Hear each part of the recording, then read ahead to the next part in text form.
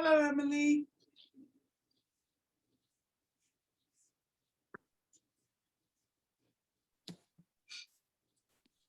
Hello. Hello, ladies. You both.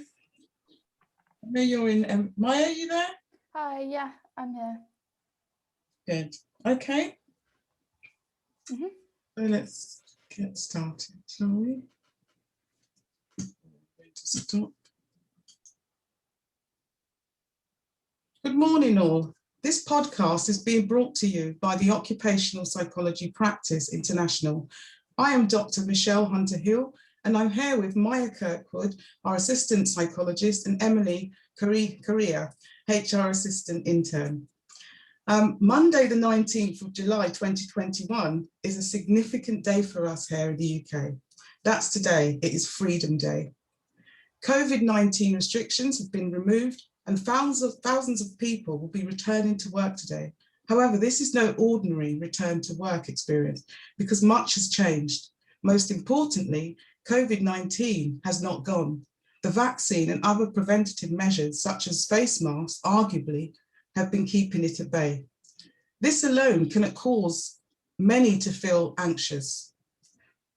So if people are feeling anxious, are they really free? Also, returning to work this time round follows a lengthy period of lockdown and working from home. Workspaces are likely to look different due to organisational efforts to create physical distance between employees so as to prevent the spread of COVID-19. And all of this represents a huge amount of change.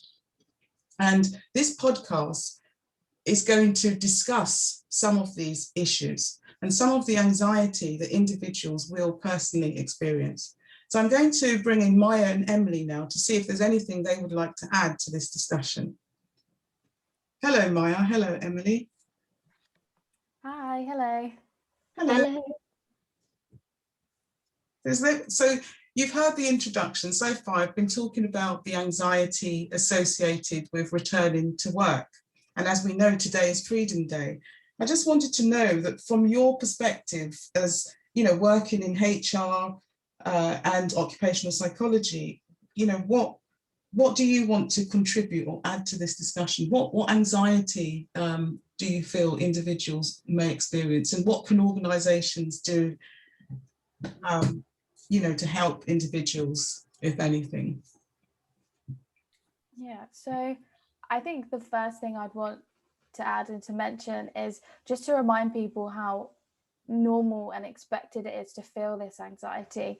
As a collective, we've been through massive changes and massive traumatic events. And as you're saying, we've had big changes and adaptations to get used to working from home, being separated from friends and family, not to go into them all too much, but it is completely normal and a completely rational response to be feeling anxious and to have even leftover anxiety about what we've already experienced. And I think something I'd like to add, first of all, is to say that there are lots of different reasons for why people might be anxious about this. And if we think about what we know from a psychological point of view about anxiety, it's that it typically results from fear of the unknown, or from rumination, from this overthinking and sort of the cycles of overthinking and not having information to make informed thoughts and informed decisions. So I think the first step I would really advise individuals to do is to ask ourselves and try to understand why we're feeling anxious about returning to work. Exactly what is it that's making us feel anxious? Is it the fear of catching COVID? Is it because we don't know what the workplace is going to look like? Is it the fear or the anxiety about commuting or different dynamics with colleagues that we haven't seen in a while? Because if we have that information and that awareness, it gives us a good starting base to overcome the anxiety and to sort of disarm it. That's the way that I like to see information and anxiety, is that if we have information about what's happening or what we can expect, then we can sort of use that as our weapons against anxiety to disarm them and get more power over them and over these thoughts that are sort of taking control at the moment. And that's the first thing I'd like to add. I think the really important step is to ask ourselves and try to understand what it is exactly that is making us anxious, because from there we can then go on to how we can help ourselves and how we can disarm this anxiety. Good, I like that perspective, Mya. Yeah, and from like an HR perspective, we need to consider these feelings that Mya has just described, of people that are fearful of looking weak if they're scared of COVID, or that they feel like they're not living up to expectations set by higher members of the organization if they're not feeling confident enough to come back into the office, or just scared and fearful.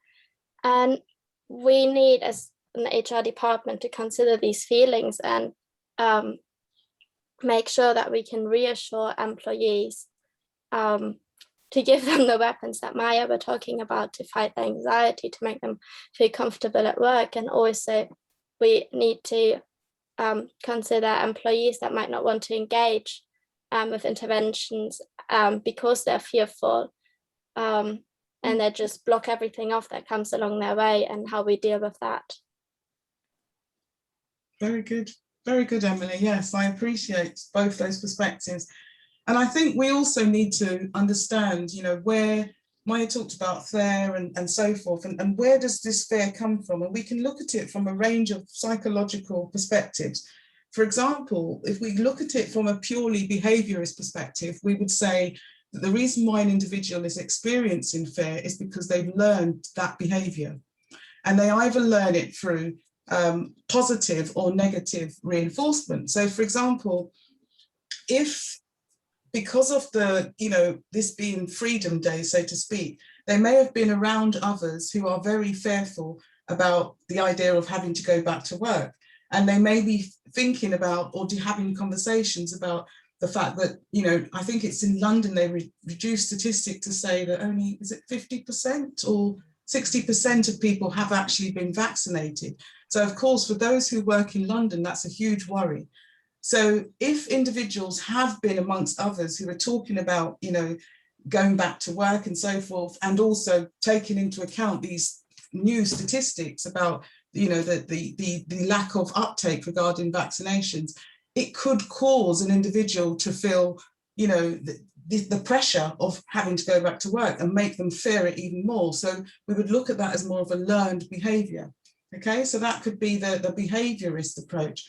Or we could look at it from a more cognitive perspective, where we say that maybe the individual has internal fears about, the vaccination, going back to work, COVID-19 per se, but then also the conversations they've had with their colleagues, friends and relatives, on the external surface, if you like, then that could also impact the way in which they respond. And it's the interaction between how they feel internally and what others are saying externally.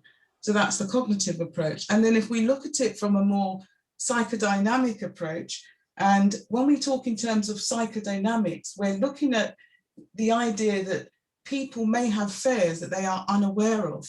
And these fears are kind of buried, they are hidden in what we call our unconscious stores. So we may not even be aware that we are fearing, that the idea of going back to work. We may consider ourselves to be quite resilient and, think it's all going to be fine. And we tell ourselves that, but, just because we think that, it doesn't mean that that's what's going on.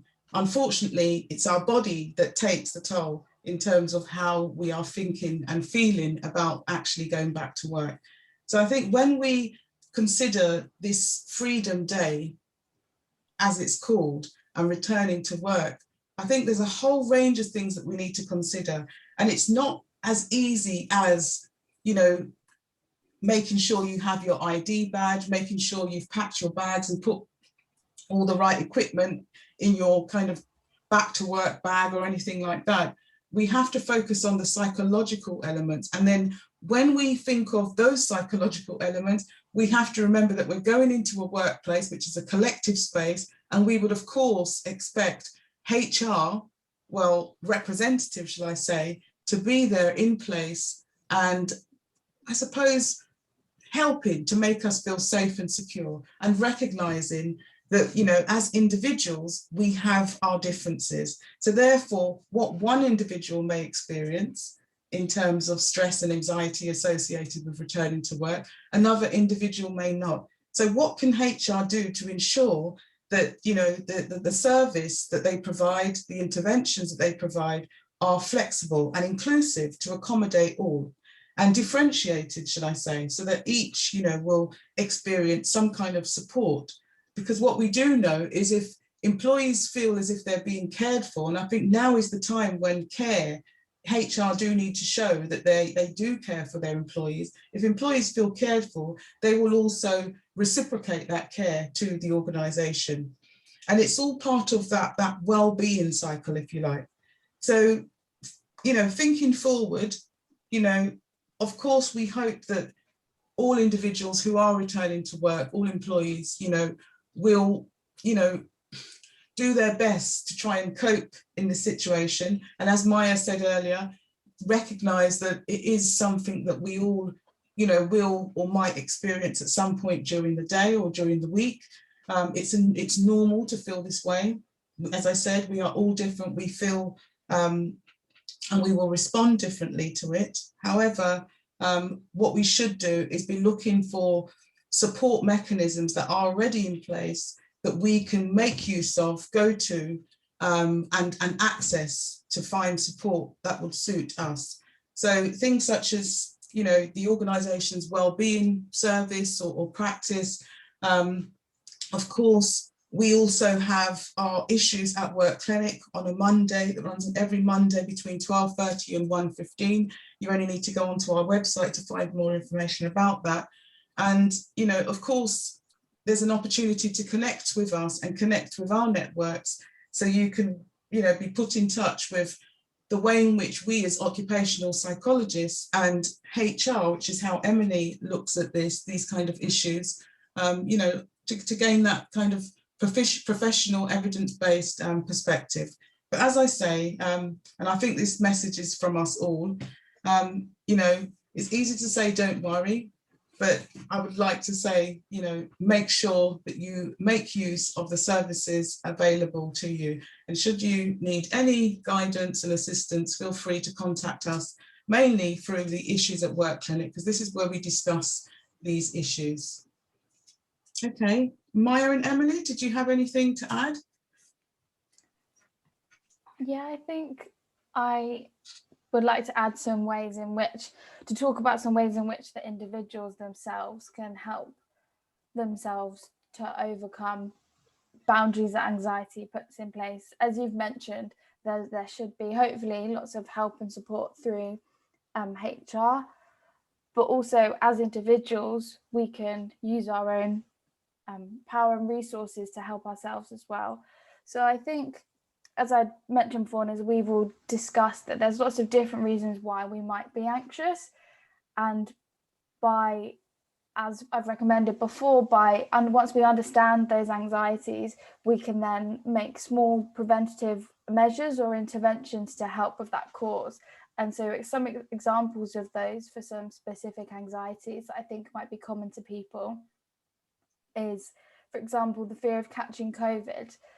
What could we do here to help ourselves in this situation with returning to work? I think a good place to start, as I've mentioned, is to increase the information that we have to decrease the fear of the unknown and the anxiety of the unknown. So something we can do before returning to work is to ask about workplace changes and measures that we have in place. Is it that there's still going to be dividers in place? Are we still going to be social distancing? Will there be one-way systems, or are they being completely removed? If we have that information, we can then decrease our fear of the unknown and know how to prepare and know what things we can do to keep ourselves safe. If we're worried about catching COVID on the commute, for example, are there ways that we can plan our commute ahead? Or can we adjust our commute, for example? Are there flexible hours that we can make use of by going in at a less busy time? Are there different routes? Could we walk certain parts of the journey? And then the more common things such as social distancing and having our own personal and physical boundaries with other people, just because it is Freedom Day and lots of people might feel comfortable being free without social distancing, there's no requirement for individuals to stop following those rules if that's how we feel most comfortable.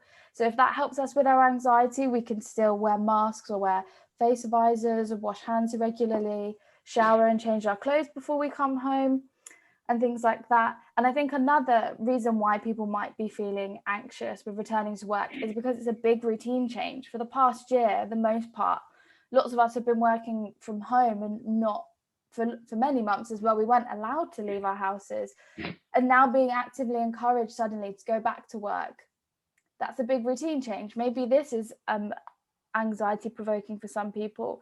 So there's small things we can do here to prepare ourselves, again, to increase the information ahead of time.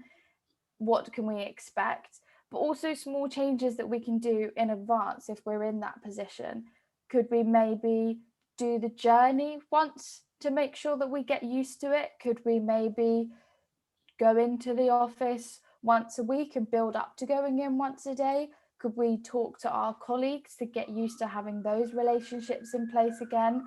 Maybe small things like dressing as if we were going into work while working from home might get us used to not being sat in our tracksuits and in our slippers, but just a small physical change that we then might be more used to when we do go back to work. And again, talking to colleagues, as you've mentioned, Michelle, talking and supporting the people around us, because that not only gets us back used to having those social connections, but also we'll find support in them and we'll be able to support each other as well, which is something really important, because I think we should all remember, as you said, everyone reacts differently, but no one wants anyone else to fail here. We all want each other to do well, and we all understand the anxiety that other people might be feeling. And although it might be difficult at times, we can try to remember the positives of the work that we're going back to, the social interactions that we get to have, and the conversations and the fun positive times, and maybe the ease that some parts of our work might be easier being in the workplace together, that maybe trying to change our mindset as well will help us to relax into accepting those routine changes. Yes. And if I can add the HR perspective again, we are there to try and ease the anxiety of employees, because we want to encourage the staff to come back into the workspace. We want everyone to engage again. And like Mya says, we can, and Michelle has said earlier, we can use flexible and inclusive approaches. So from an HR perspective, it would be very clever to do surveys, either anonymously or with names, and just ask employees to get them involved and ask them what their expectations are of going back to work, what their worries are, and also then see what they answer and try and reassure them of safety measures that have been put in place, or how we would like the employees to behave as soon as they're back in the office, just to make sure that everyone feels heard and feels safe coming back into work. And we can do these things by maybe, if possible, giving them a choice of how often they want to come in the office and when, like Mya has mentioned, maybe flexible working hours, so they can choose to come to less busy times, or choose public transport or transportation on their commute where it's less busy. Because really important for us is it not to break the psychological contract with the employees, because we want them to feel engaged. And if we would break that contract and have our employees not feeling safe and heard and encouraged to come back into the workplace, we would end up with having unengaged employees, and employees that don't want to put effort into their work because they don't feel safe and they don't really want to be there, and start being resistant. Maybe it's also a good idea for us from an HR perspective to start writing policies about social distancing, or companies' expectations of behavior at the workplace. A really good approach I've seen was a traffic light bracelet system, that allows employees to keep their distances. For example, employees who feel very pleased with their newborn freedom and who would like to hug and talk to other employees without keeping bigger distance could have like a green bracelet, and an amber one for people who still want to talk but would like to keep their social distance, and then a red bracelet for employees that just really don't want to be approached by other employees and just really want to stay separate, to feel like they've got their own space even in the shared office space, and to keep safe. And yeah. Emily, can I just chip in there, because I think what you've just said there about the traffic light system, the bracelet system, I think is a really good idea. And then I just look at it a bit more controversially, in the sense that in order for somebody to see the type of bracelet that someone's wearing, they would have to get close to them, right?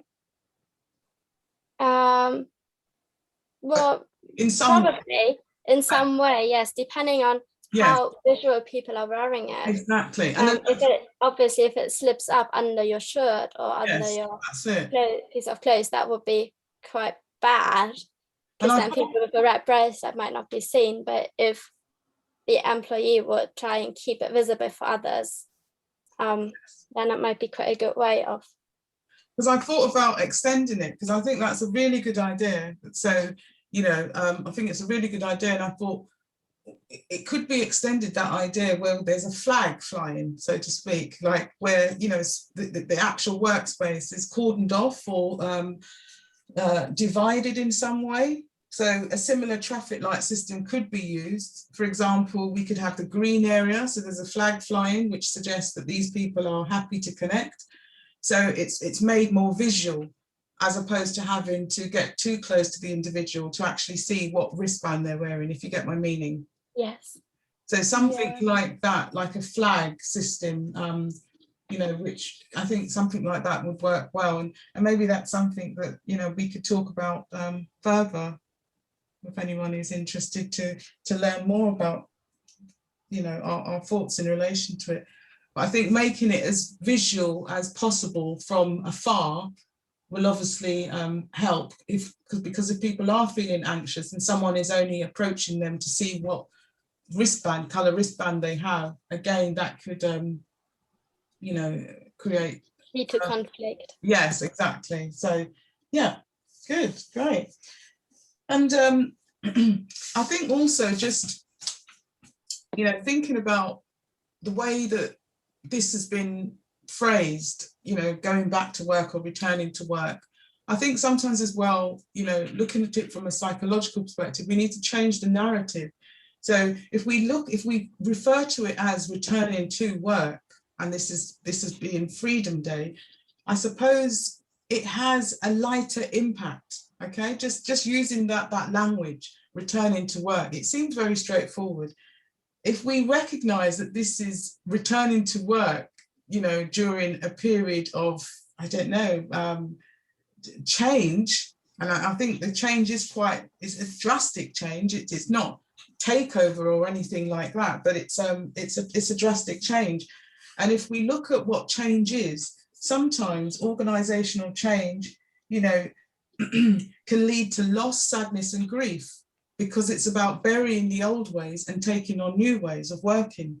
So again, by changing the narrative and saying that it's about returning to the workplace during a period of, or following a period of significant change, then organizations and even individuals themselves will probably want to prepare themselves more for what they might experience and how they might address it, if they know that they're going to be feeling some form of loss, sadness, anxiety, or grief because of the fact that they're going into this kind of new workplace without knowing what it's going to be like. And I know that some companies have provided their employees with, well, I think it's like a web link actually, where they can log on to the website and have a kind of virtual tour of what the organization, what the workspace will look like prior to them actually going into it. And I think that that's a way of course, you know, calming their nerves, putting them at ease, and making them aware that you know, the workplace is still there. There is a place for them and they do care. And that's why that virtual tour kind of helps with that. Yeah, I completely agree with you by what you said about the use of language. Yes.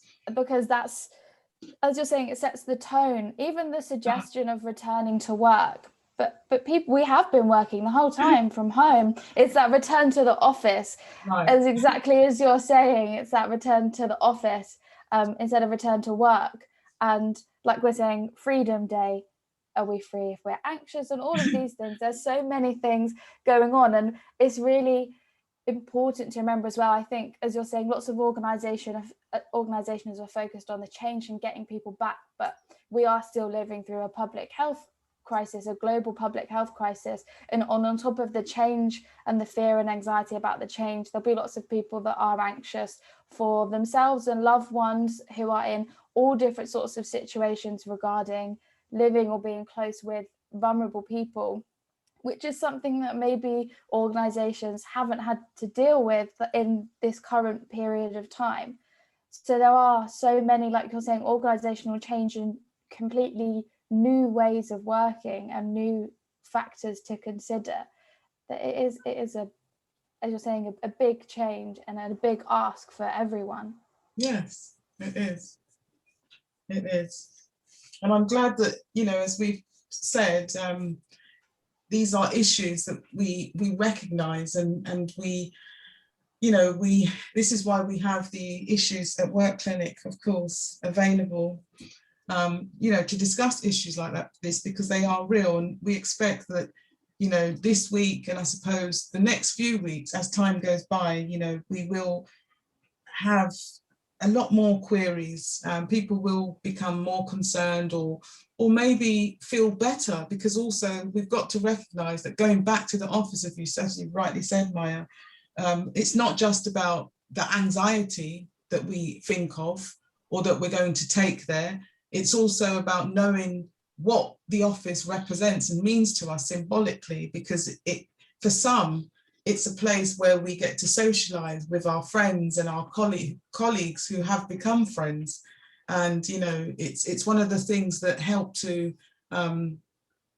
build relationships. So there's many positives as well in terms of going back into the workplace. And I think that for anyone who's feeling anxious about going into the workplace, and perhaps it's because, you know, the focus of the media recently about returning to the office is all about COVID-19 and so forth, but try and park that for a moment and think about all the positive. Try and think about those memories that you have of, you know, being with colleagues and catching up with friends by the photocopier, or going to lunch with your friend, because there's also going to be elements of that too for you to for people to enjoy. And so with all this talk of COVID and the negative elements and so forth of going back into the office, I think we also need to stop and think and remember the positives, because there are so many. And I know from my, you know, from my perspective, I know how good it's been every now and again to go back into work and meet with colleagues, although from a distance, but we would still sit and enjoy a coffee and you know, catch up, and how valuable that experience is to me. So of course I've got the idea of COVID and the impact, and you know, and so forth in my mind, in my blind spot, but I try to manage and control it because we can, to such an extent that I am still able to enjoy in a mindful way that meet up with my colleagues for coffee. So try and think about the positives as you go through the day, but of course be safe and make sure that you do, you know, take up any opportunities of support from the organisations. And as Mya said earlier, you know, think about some of those personal strategies that you can put in place to manage how you're feeling about, you know, returning to the office. And even what Emily has said as well, from a HR perspective, you know, there are so many things that organisations can be doing in terms of creating policies and just looking at this in a more serious way and recognising that it is not just about returning to the office, it is a change that has taken place. So, you know, it's if it is a change, then it needs to be addressed from that perspective in a serious manner. But it's been great having this conversation, and as I say, hope to see you for the next one.